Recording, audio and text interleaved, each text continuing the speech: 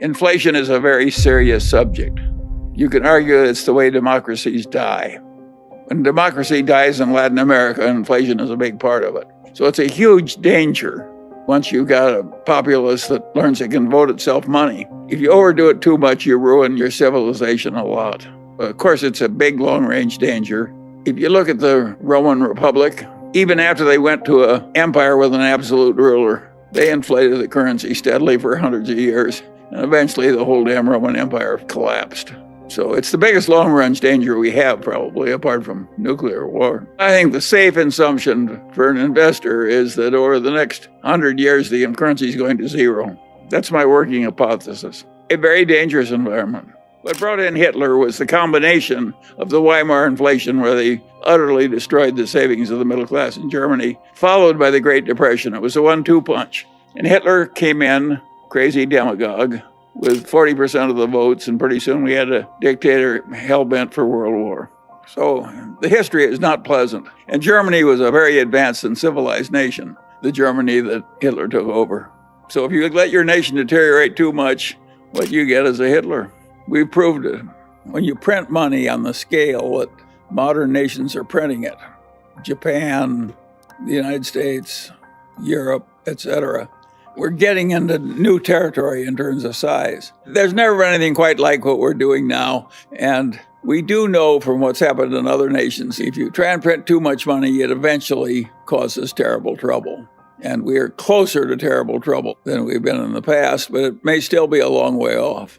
I certainly hope so. When Volcker, after the 70s, took the prime rate to 20% and the government was paying 15% on its government bonds, that was a horrible recession. Lasted a long time, caused a lot of agony. And I certainly hope we're not going there again. I think the conditions that allowed Volcker to do that without an interference from the politicians were very unusual. And I think in 2020 hindsight, it was a good thing that he did it. I would not predict that our modern politicians will be as willing to permit a new Volcker to get that tough with the economy and bring on that kind of a recession. So I think the new troubles are likely to be different from the old troubles. You may wish you had a Volcker-style recession instead of what you're going to get. The troubles that come to us could be worse than what Volcker was dealing with and harder to fix. Think of all the Latin American countries that print too much money. They get strongmen and so forth. That's what Plato said happened in the early Greek city-state democracies. One person, one vote, a lot of equality, and you get demagogues, and the demagogues lather up the population, and pretty soon you don't have your democracy anymore. I don't think that was a crazy idea on Plato's part. I think that accurately described what happened in Greece way back then, and it's happened again and again and again in Latin America. We don't want to go there. At least I don't. We've done something pretty extreme, and we don't know how bad the troubles will be, or whether we're going to be like Japan or something a lot worse. And what makes life interesting is we don't know how it's going to work out. I think we do know we're flirting with serious trouble. I think we also know that some of our earlier fears were overblown. Japan is still existing as a civilized nation, in spite of unbelievable excess by all former standards in terms of money printing. Think of how seductive it is. You have a bunch of interest-bearing debts, and you pay them off with checking accounts, which you're no longer paying interest. Think of how seductive that is for a bunch of legislators. You get rid of the interest payments, and the money supply goes up. It seems like heaven. And, of course, when things get that seductive, they're likely to be overused. If you stop to think about it, if you're going to invest in stocks for the long term or real estate, of course there are going to be periods when there's a lot of agony and other periods when there's a boom. And I think you just have to learn to live through them. And as Kipling said, treat those two imposters just the same. You have to deal with daylight and night. Does that bother you very much? No. Sometimes it's night and sometimes it's daylight. Sometimes it's a boom, sometimes it's a bust. I believe in doing as well as you can and keep going as long as they let you. We have a hugely strong economy and a hugely strong technical civilization. And that's not going away. And the knowledge and so forth. And you can't believe what a modern factory looks like when you fill it with robots. And that's coming more and more and more. And it's coming to China too, for that matter.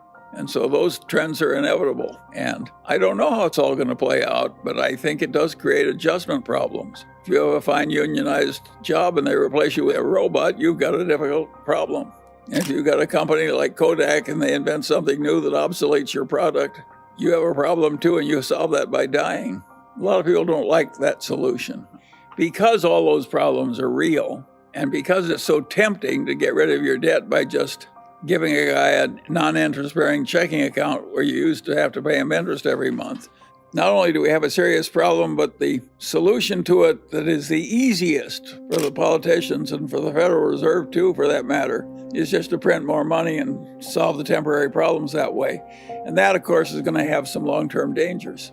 And we know what happened in Germany when the Weimar Republic just kept printing money. The whole thing blew up, and that was a contributor to the rise of Hitler. So all this stuff is dangerous and serious, and we don't want to have a bunch of politicians just doing whatever is easy on the theory that it didn't hurt us last time, so we can double it and do it one more time. And then we double it again and so forth. We know what happens on that everlasting doubling. You will have a very different government if you keep doing that enough. You're flirting with danger somewhere unless there's some discipline in the process. But I don't regard Japan as in some terrible danger. They've done a huge amount of this and gotten by with it. I don't think we'll be as good at handling our problems as Japan is. In my whole adult life, I've never hoarded cash waiting for better conditions. I've just invested in the best thing I could find, and I don't think I'm going to change now. And the Daily Journal's used up its cash. Now, Berkshire has excess cash, quite a bit of excess cash. But it's not doing that because it thinks it knows how to time investments. It just can't find anything it can stand buying. So we don't have a solution to your problem. We're just coping with it as I've described. The reason we're not buying this, we can't buy anything at prices we're willing to pay. It's just that simple. Other people are bidding the price up. And a lot of the buying is not by people who really plan to own them. A lot of it is fee-driven buying. Private equity buys things so they can have more fees by having more things under management. Of course, it's a lot easier to buy something you use somebody else's money. We're using our own money, or at least that's the way we think of it.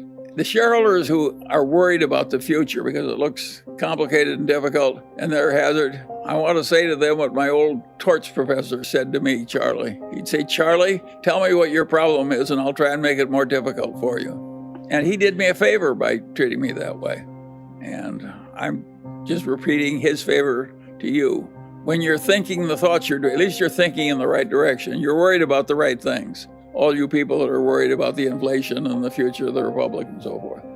Of course, in a modern democracy in the age of Keynes, you're going to get big government reaction. The reaction this time was bigger than it's ever been before in the history of the United States. They just threw money at the problem. And they were probably right to fear what was going to happen and to be quite liberal in throwing money at it, but they probably overdid it a little. They threw so much money so fast that it's hard for the restaurants to get people to do the work. But I don't criticize it. It's hard to make these decisions under pressure. Well, you have to be optimistic about the competency of our technical civilization. But there again, it's an interesting thing. If you take the last 100 years, 1922 to 2022, most of modernity came in that 100 years. And in the previous 100 years, that got another big chunk of modernity. And before that, things were pretty much the same for the previous thousands of years. Life was pretty brutal and short and limited and what have you. No printing press, no air conditioning, no modern medicine, no.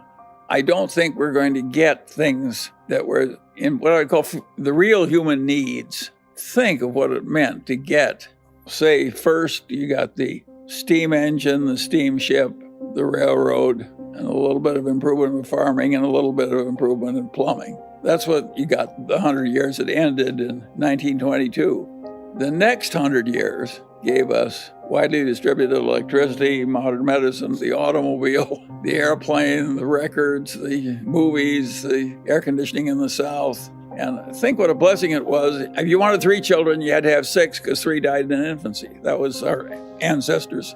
Think of the agony of watching half your children die.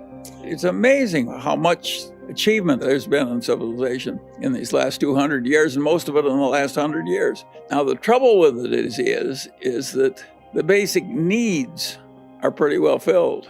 In the United States, the principal problem of the poor people is they're too fat. That is a very different place from what happened in the past. They were on the edge of starving. And And what happens is, it's really interesting, is with all this enormous increase in living standards and freedom and diminishment of racial inequities and all the huge progress that has come, people are less happy about the state of affairs than they were when things were way tougher. And that has a very simple explanation. The world is not driven by greed, it's driven by envy. And the fact that everybody's 5 times better off than they used to be, they take it for granted. All they think about is somebody else having more now, and it's not fair that he should have it and they don't. That's the reason that God came down and told Moses that you couldn't envy your neighbor's wife or even his donkey. I mean, even the old Jews were having trouble with envy. And so it's built into the nature of things. It's weird for somebody my age, because I was in the middle of the Great Depression when the hardship was unbelievable. I was safer walking around Omaha in the evening than I am in my own neighborhood in Los Angeles after all this great wealth and so forth. And I have no way of doing anything about it. I can't change the fact that a lot of people are very unhappy and feel very abused after everything's improved by about 600% because there's still somebody else who has more. Think of the pretentious expenditures of the rich. Who in the hell needs a Rolex watch so you can get mugged for it? Yet everybody wants to have a pretentious expenditure, and that helps drive demand in our modern capitalist society. My advice to the young people is don't go there. The hell with the pretentious expenditure. I don't think there's much happiness in it. But it does drive the civilization we actually have. It drives the dissatisfaction.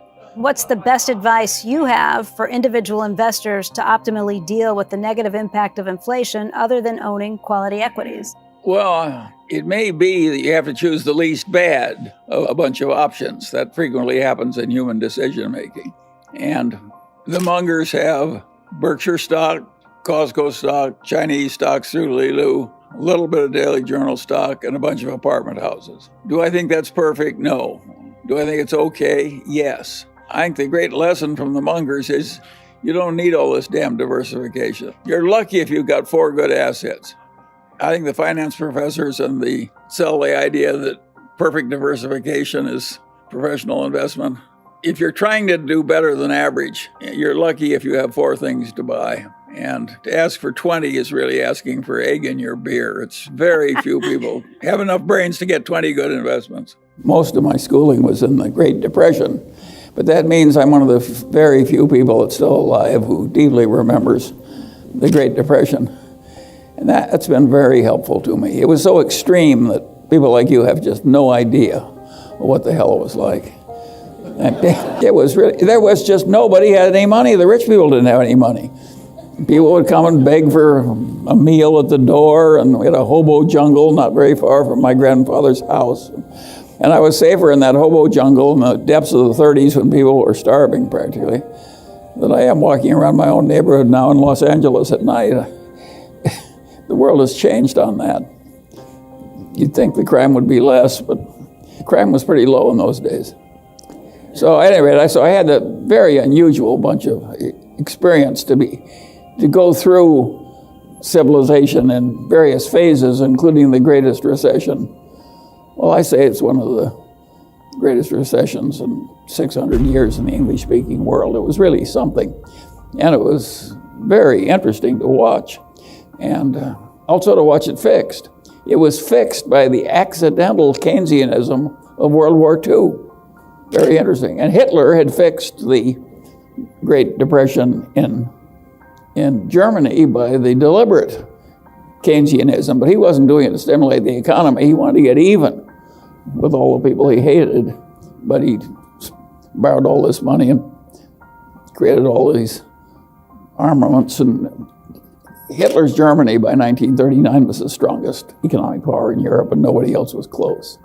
And you wouldn't understand that as well as I do if you hadn't lived through it. You just could see the place gaining traction. More and more and more and more, and pretty soon it was fixed.